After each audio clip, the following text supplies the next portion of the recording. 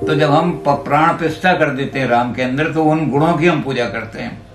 उन गुणों को हम धारण कर लें तो राम की तरह से हो जाएंगे। तो उन मंत्रों की पूजा की जाती है, पत्थर की कोई पूजा नहीं करता।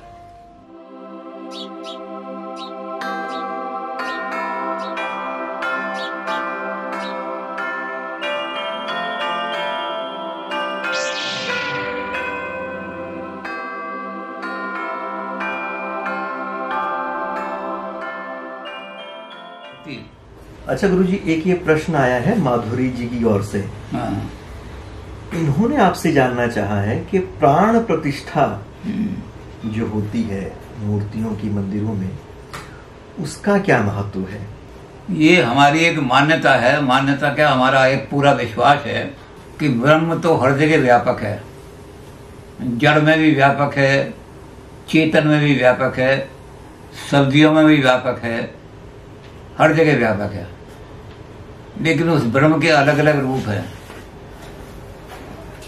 अब जो जड़ है उसमें चेतन ब्रह्म को कैसे जागृत करना है, तो हमारे यहाँ यह माना जाता है कि जब संसार में सारे में जड़ता छाई हुई थी, लोग जंगलों में रहते थे, जानवरों की तरह रहते थे, उनके अंदर कोई सभ्यता नहीं थी उनके अंदर, तो वेद ज्ञान से हमने उनको सभ्य बनाया, चेतना लाई उनके अंदर।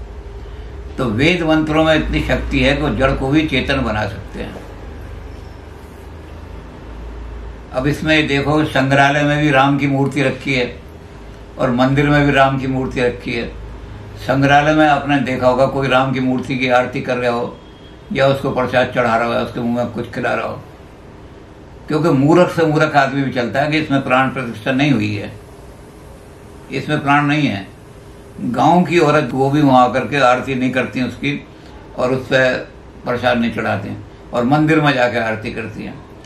तो क्या है कि वेद के मंत्रों से हम उस जड़ के अंदर वो मूर्ति बनाते हैं, फिर वेद मंत्रों द्वारा उस जड़ के अंदर चेतना लाते हैं, ब्रह्म की चेतना लाना शुरू करते हैं। और जो वेद के मंत्र हैं, उन मंत्रों में इतना दम है कि हमने सारे विश्व को चेतन कर दिया, तो इस मूर्ति को चेतन नहीं कर सकते। तो उस मूर्ति के अंदर प्राण डालते हैं वो वेद मंत्र। उन वेदों के मंत्र से, वेद के मंत्र से मूर्ति के अंदर प्राण डाल देते हैं, और वो मूर्ति फिर सजीव हो जाती है, उसमें जीवन आ जाता है। तो ये प्राण प्रतिष्ठा कहलाती है। तो गुरुजी, इस प्राण प्रतिष्ठा में तो कई दार्शनिक विचार मतलब सारभूत रूप से छिपे हैं। कई तरह की बातें हैं जो एक साथ मिलकर काम करती हैं, और इसमें कई तरह से छिपे हुए संदेश भी हमारी संस्कृति के बारे में। हमारी संस्कृति का यही सबसे बड़ा संदेश है कि आप वेद के द्वारा दुनिया को चेतना दो, और जो जड़ है उससे भी समझो कि जड़ को भी चेतन हम बना सकते हैं, जिसमें बिल्कुल चेतन जड़ता आ गई है, जैसे अहिल्या में आ गई थी, और राम के चरण की रज लगते ही वो चेतना आ गई उसके अंदर। तो हम पत्थर में भी राम के भगवान का ला करके और उनको चेतन, सारे विश्व में जहाँ लोगों में जड़ता आ गई है और वो बिल्कुल मूर्खता की बात कर रहे हैं, उनको भी हम वेद मंत्रों के द्वारा सभ्य बना सकते हैं, मॉरल बना सकते हैं, सोशल बीइंग बना सकते हैं। और हमारे यहाँ तक है कि उनको हम उनके अंदर दिव्यता भी ला सकते हैं। हम मूर्ति को देवता बना देते हैं वेद मंत्रों के द्वारा।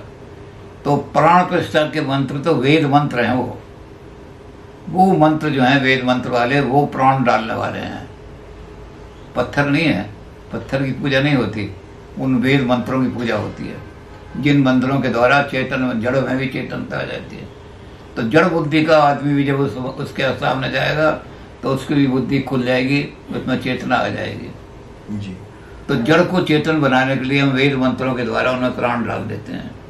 तो गुरुजी, जिस तरह से कुछ लोग ये कह देते हैं कि अगर पत्थर को पूजने से भगवान मिलते तो मैं पहाड़ को पूजूं, तो वहां पे वो पत्थर नहीं है, वो पत्थर नहीं है, प्राण प्रतिष्ठित है।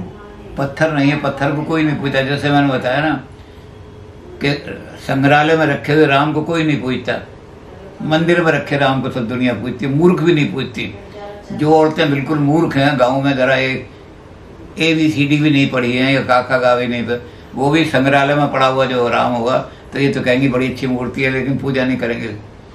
तो पूजा उसकी करेंगे जिसमें प्राण डाल दिए गए हैं। वो प्राण जो है वेद के द्वारा डाल दिए गए, तो चेतना आ गई उनके अंदर।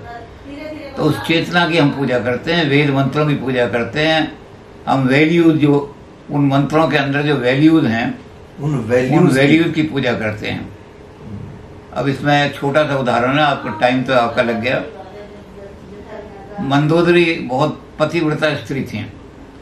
अपने पति को दुखी देख करके उन्होंने एक दिन उनको कहा कि पति देव आप तो हर तरह का रूप बना लेते हो, कभी साधु बन के सीता जी को हरण करने चले गए, कभी और कोई रूप बना के किसी को डराना चले गए, कभी भयंकर रूप बना के शत्रु को भगा दिया।